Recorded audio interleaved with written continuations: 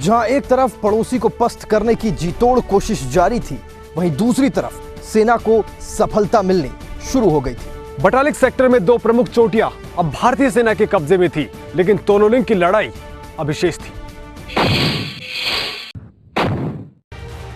12 जून 1999 भारतीय सेना ने तोलोलिंग पर धावा बोल दिया। 16,000 फीट ऊंचाई और माइनस में तापमान।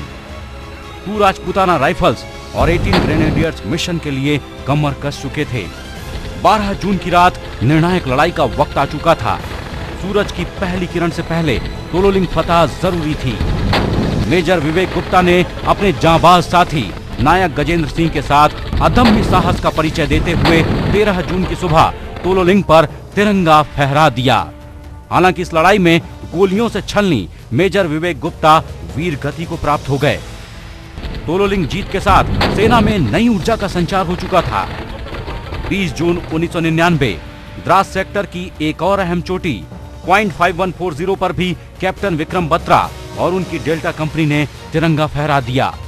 29 जून आते आते हमारे जांबाज लड़ाकों ने 2 बड़ी चोटियों पॉइंट 5060 और 5100 पर भी फतह हासिल कर ली। जीत का सिलसिला जारी था। 2 और 3 जुलाई की दरमियानी रात मिशन था खारबार फतह का। लेफ्टिनेंट मनोज पांडे और उनके साथियों ने अदम्य साहस का परिचय दिया और विपरीत परिस्थितियों के बावजूद बटालिक सेक्टर में जीत का एक और अध्याय लिख दिया।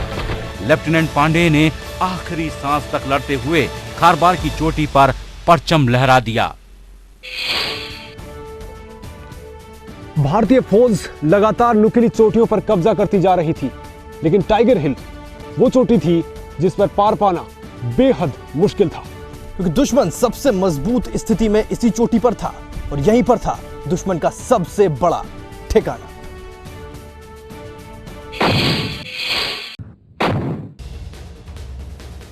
तीन जुलाई 1999 ये वो दिन था जब टाइगर हिल पर चढ़ाई की राह आसान हुई।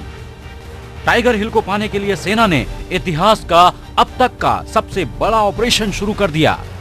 132 बोफोर्स तोपों के साथ टाइगर हिल पर हमला शुरू हुआ। ये वो चोटी थी जिस पर दुश्मन सबसे मजबूत स्थिति में था।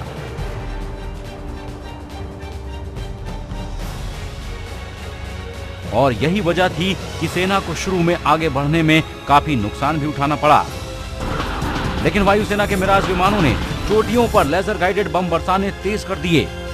बेहद मुश्किल इस पहाड़ी पर हमारे सेना के जांबाज बढ़ने लगे थे। 5 जुलाई 1999 18,000 फीट की ऊंचाई पर मिराज 2000 खलबली मचा रहा था। बोफोर्स तोप के तेवर तीखे और तीखे प्रहार कर रहे थे। दुनिया की सबसे दुर्गम वादियां रक्त रंजित थीं। ग्रेनेडियर योगेंद्र यादव उन 25 जांबाजों में से एक थे जिन्होंने टाइगर हिल पर चढ़ाई शुरू की, पर 7 जवान ही ऐसे थे जिनको टाइगर हिल तक पहुंचने में कामयाबी मिली। 5 जुलाई को सुबह करीब 10:30 बजे निर्णायक लड़ाई का वक्त आ गया था।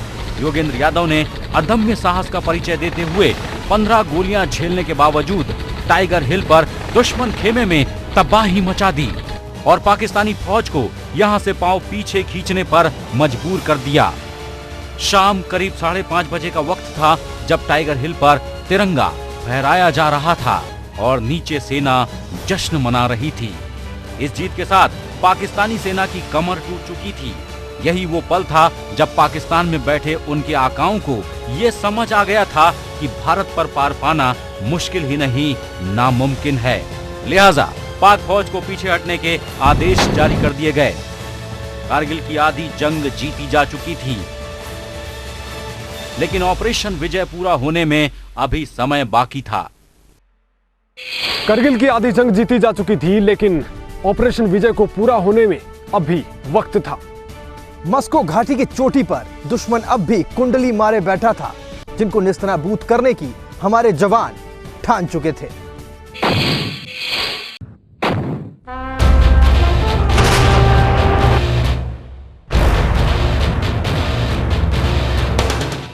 पॉइंट 4875 मस्को घाटी में 16,000 फीट से ऊंची चोटी। अभी इस पर पाकिस्तानी घुसपैठिए भारी गोला बारूद के साथ जमे हुए थे। लेकिन 6 जुलाई की शाम वो शाम थी जब चार्ली कंपनी दुश्मनों पर कहर बनकर टूटने को तैयार थी। रात के स्याह अंधेरे में अभियान शुरू हो गया, लेकिन गोलियों की बौछार ने कंपनी कमांडर को बुरी तरह घायल कर दिया। बावजूद इसके कैप्टन अनुज नैयर को पीछे हटना मंजूर नहीं था। तुरंत कमान संभालते हुए कैप्टन नैयर ने मिशन जारी रखा। नैयर के साथ इस मिशन पर कैप्टन विक्रम बत्रा भी थे, जो .4150, .4750 और .5100 पर तिरंगा लहरा चुके थे। चोटी के नजदीक पहुंचते ही घमासान शुरू हो गया। देश प्रेम और हौसले के दम पर ये दोनों ही जाबाज चोटी पर तबाही मचाना शुरू कर चुके थे, लेकिन दुश्मन के गोले की जद में आने से कैप्टन नैयर वीर गति को प्राप्त हुए।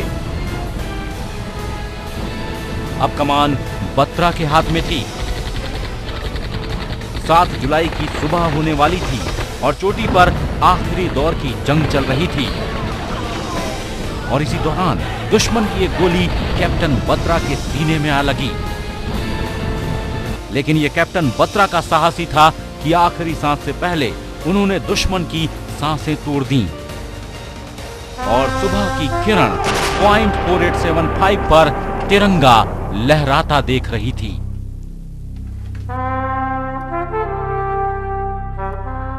यहां लेंगे एक छोटा सा ब्रेक के उस पार आपको दिखाएंगे बोफोर्स और मिराज के कारनामे।